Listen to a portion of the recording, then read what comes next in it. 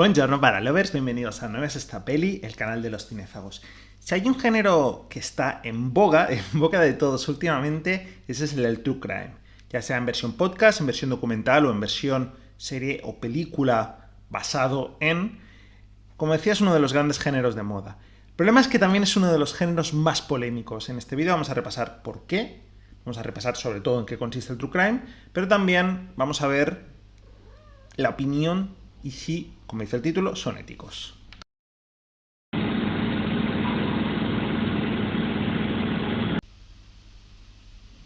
creo que a estas alturas todo el mundo conoce lo que es un true crime, pero bueno, por si acaso vamos a definirlo. True crime es literalmente crimen real, es decir, es un producto, vamos a llamarlo producto, porque como he dicho, tiene varios formatos. Nos vamos a centrar sobre todo aquí en el formato serie y en el formato documental, pero es un producto, me río porque está la gata detrás. Es un producto cultural en el que se cuenta de una manera más o menos real. Perdón, es que me está mordiendo. Se cuenta de una manera más o menos real unos hechos reales, valga la redundancia, ¿no? Ejemplos de true crime tenemos muchos. Aquí, por ejemplo, en Cataluña es muy famoso el Crims, que es un documental, es un podcast y programa de televisión donde, como digo, se repasan crímenes reales, pero bueno, tenéis un montón y varios famosos. Netflix parece que ha hecho una pequeña especialización en este formato, pero tenemos documentales. El Gafe, por ejemplo, es un documental de HBO, un true crime de HBO muy famoso. Tenemos, pues, el caso de Elisa Lam, es decir, casos relativamente famosos y documentales relativamente famosos. Y como digo, esto no es algo nuevo, porque en el fondo hablar de casos reales, de crímenes reales, es una cosa muy antigua. Luego veremos a qué me refiero y por qué lo digo. ¿Cuál es la cuestión aquí? Como digo, es un medio, o es un formato, mejor dicho, es un género que está muy en boga, que está muy de moda. ¿Por qué? Por un lado, porque es un producto relativamente barato de hacer, sobre todo en su formato podcast y sobre todo en su formato serie documental, ya sea, como digo, película o en formato serie episódico. Es un formato relativamente fácil de hacer. Al final, simplemente necesitas los hechos, que son los que son, hacer una pequeña investigación que muchas veces ni siquiera se hace, recoger lo que dijeron en su momento los medios y contarlo, simplemente explicarlo. Pero es un género sobre todo que funciona mucho. ¿Por qué? Porque al final, y esto se basa muchas veces en el terror también, por ejemplo, al final este tipo de formato, este tipo de género, apela mucho a los sentimientos humanos. Apela mucho al morbo, apela mucho al sensacionalismo, pero también apela mucho a empatías y apela mucho al miedo. Al final es una cosa agradable de ver, pero también es una cosa, por decirlo de alguna manera, misteriosa. Es una cosa, cierto punto, prohibida. Es una cosa, como digo, morbosa. Al final estás viendo... No es como ver... Por ejemplo, gore, no es como ver un cine gore en el que sí estás viendo mucha violencia, pero es una violencia falsa muchas veces, prácticamente slapstick. En este caso no, en este caso son casos reales, ¿no? Y como digo, apela a ciertos sentimientos humanos que existen y que al final se han apelado de muchas otras formas. Es cierto, y esto es una cosa bastante importante, que siempre que hablamos de true crime, hablamos de... o no siempre hablamos del mismo tipo o formato. ¿Y a qué me refiero? Que no todo el true crime es sensacionalista y no todo el true crime es morboso. Eso es evidente. Tenemos varios ejemplos.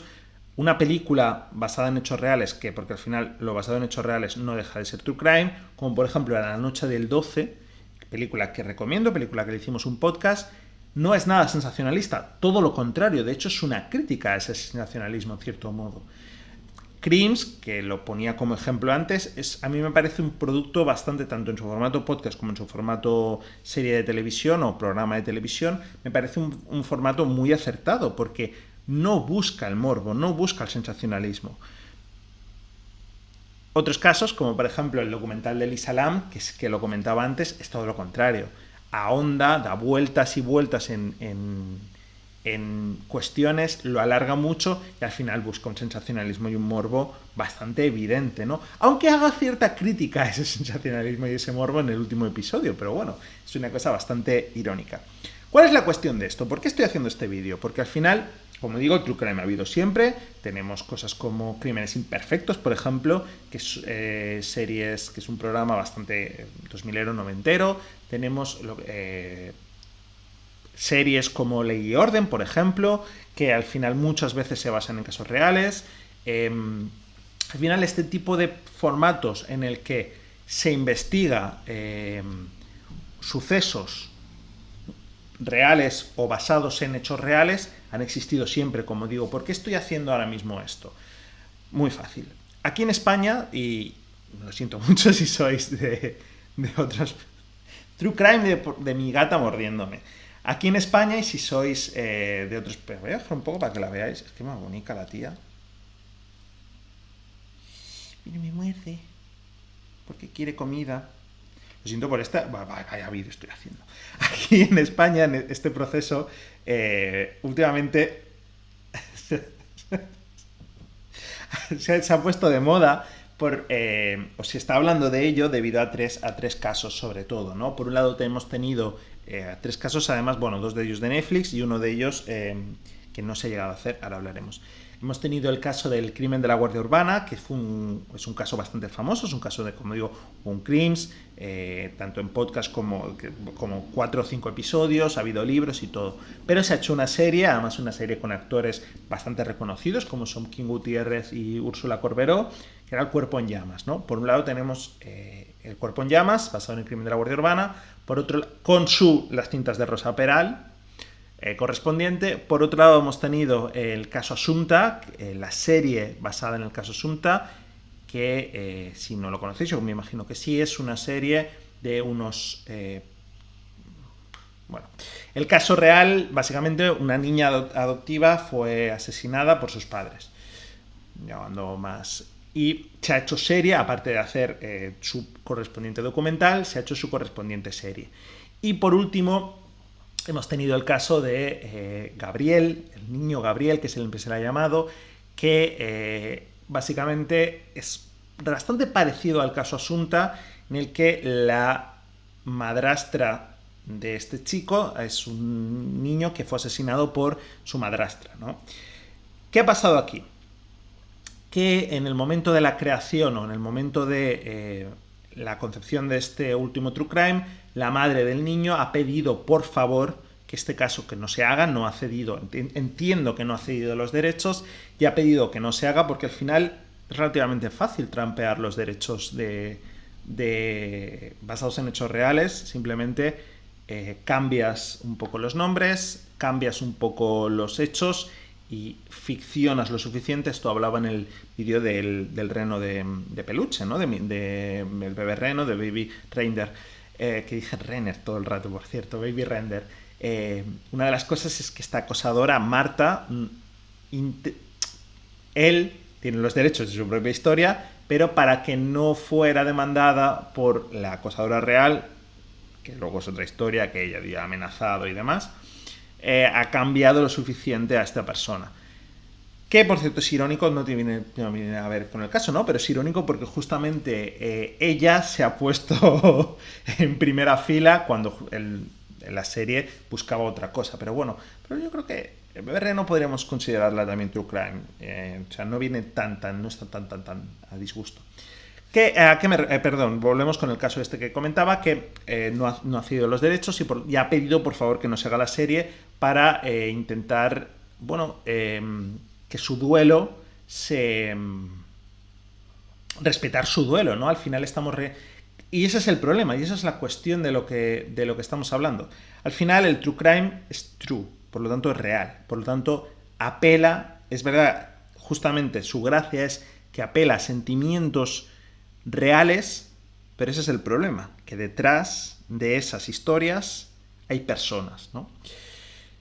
Y hay personas que normalmente el true crime es crime también. Bueno, normalmente el true crime no, el true crime es crime. Por lo tanto, apelas a sentimientos en los que ha habido un delito, en muchas ocasiones grave, como puede ser, bueno, en la mayoría de ocasiones la muerte, y estás apelando a historias reales. Por lo tanto, es fácil, sobre todo con esta moda, que estos casos se viralicen y que las víctimas vuelvan a sufrir procesos dolorosos que se supone que ya tenían superados o no, pero bueno, vuelvan a reabrir viejas heridas y se abran procesos dolorosos. Y ese es uno de los grandes problemas que tiene el true crime. Que al final, por ejemplo, el caso, es verdad que en el tema del caso Asunta, al final, bueno, ha habido bastantes acontecimientos alrededor, pero se está reabriendo heridas. En el caso del crimen de la Guardia Urbana, yo creo que era un caso que sí que es cierto que aquí en Cataluña lo conocíamos bastante, pero no se había extendido tanto y el propio padre de Rosa Peral ha pedido, ha dicho que ha habido muchos problemas. Recordemos que Rosa Peral tiene un hijo, que al final él no tiene culpa de nada y de alguna manera esto le pone en un cierto foco.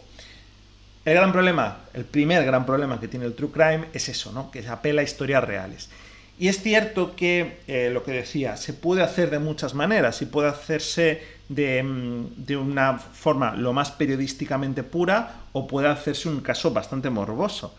Por eso comentaba que el true crime o que estas cosas no son antiguas y me viene muy bien el documental True Crime también del caso de las niñas Alcácer, que fue muy criticado en su momento porque es verdad que las niñas Alcácer es un caso muy conspiranoico, es un caso en el que hay varias teorías, en lo que la versión oficial a mucha gente no le cuadra. Yo aquí no voy a entrar. Os recomiendo por segunda vez el Normal Podcast si queréis hablar de estos temas, que es un sitio más adecuado, pero bueno.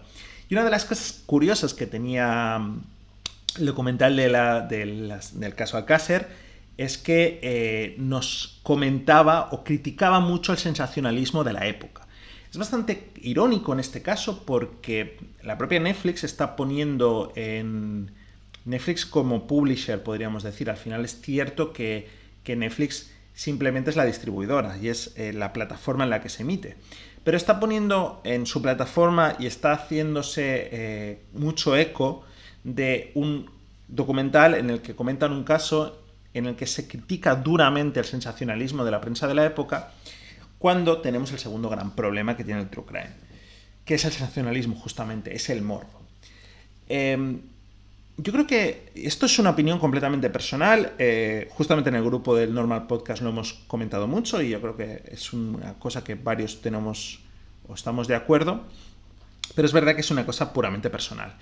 Una de las cosas, uno de los problemas que tiene el true crime es justamente ese sensacionalismo. Al final, el true crime, como he dicho ya varias ocasiones, cuenta historias reales. ¿Cuál es el problema? Que como se ha puesto tan de moda y prácticamente Netflix ha hecho, por esto que comentaba de que es relativamente, que es barato de hacer, Netflix se ha hecho fuerte en el true crime, igual que se ha hecho fuerte en las películas de Navidad o igual que se ha hecho fuerte en otros formatos, como el reality show, por ejemplo.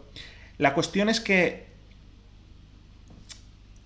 echan tantos y emiten tantos y se hacen tantos y muchas veces son tan sensacionalistas y buscan tanto el morbo que hemos dejado de ver la historia real detrás para convertirlo en personajes de ficción, ¿no? Al final es muy fácil que tú cuando ves algo por la tele llegue a un punto, sobre todo cuando lo ves algo por el puro morbo, llega a un punto en el que tú te conviertes en espectador, ¿no? El síndrome del espectador, que se comenta mucho, ¿no? Que es que te haces inmune a la violencia. El momento en el que tú consumes tanta violencia, llega un punto que la deshumanizas. Pues esto es lo que está pasando con el true crime.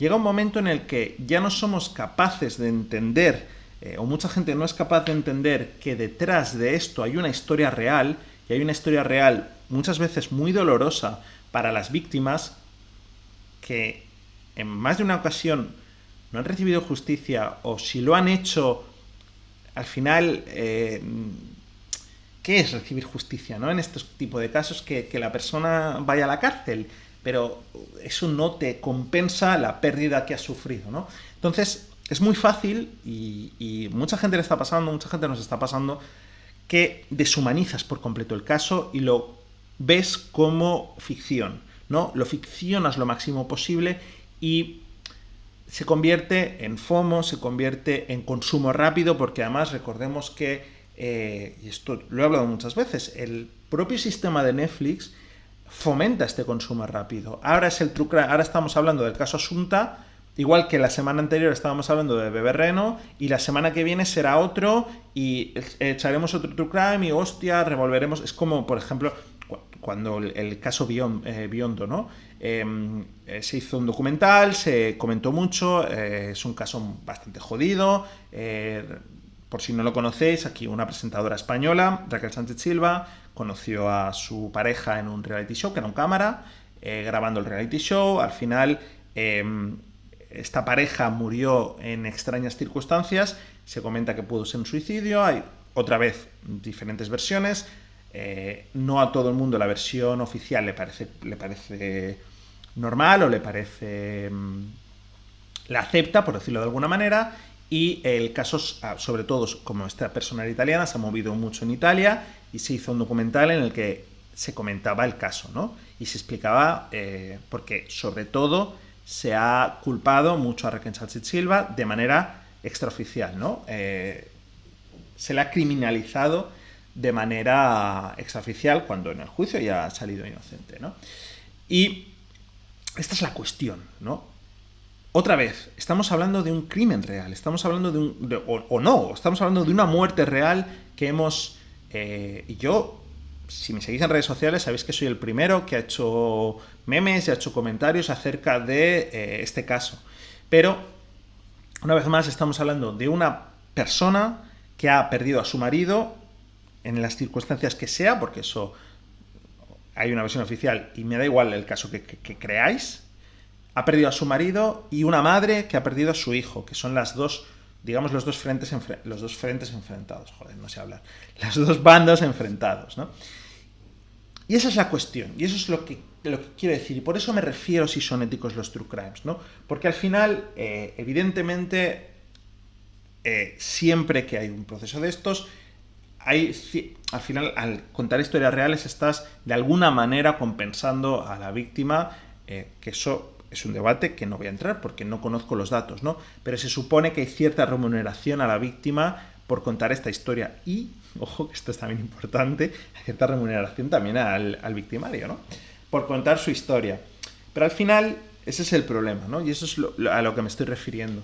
Que tendemos a deshumanizar por completo, a ver que detrás de un true crime hay una persona que ha muerto, y esa persona tenía un núcleo familiar o un núcleo social, un núcleo de amistades. Hay una víctima, que esa víctima, como digo, tenía un núcleo social familiar, pero también hay un asesino o una asesina o un victimario que tenía un núcleo, y que muchas veces se le señala por los acontecimientos o por las acciones que ha cometido esta persona, ¿no? Y lo aficionamos, tendemos a crear como si fueran personajes, en vez de darnos cuenta que son personas reales. Deshumanizando la violencia, normalizando la violencia y normalizando estos casos, ¿no? Al final, estos casos son el siguiente capítulo de esta serie, que es, o de estos documentales, que es el True Crime, en vez de darnos cuenta que es un suceso real, violento, donde ha habido una víctima y donde hay un entorno, y hasta qué punto, en vez de fomentar un debate en torno a la violencia y en torno a la sociedad, es el nuevo caso en el que llenar periódicos, primero, y segundo, en el que consumir, además, como digo, el formato de Netflix da a ello, deglutar este caso, que al final no deja de ser real. No sé si estaréis de acuerdo o no, qué pensáis de este tema, si os gusta el True Crime. Al final, yo sé que no es la primera vez que ha habido debate. Recuerdo debates también con Murder... ¿Cómo se llama esta película? Murder Dead... Murder Koreatown o Murder Death Koreatown.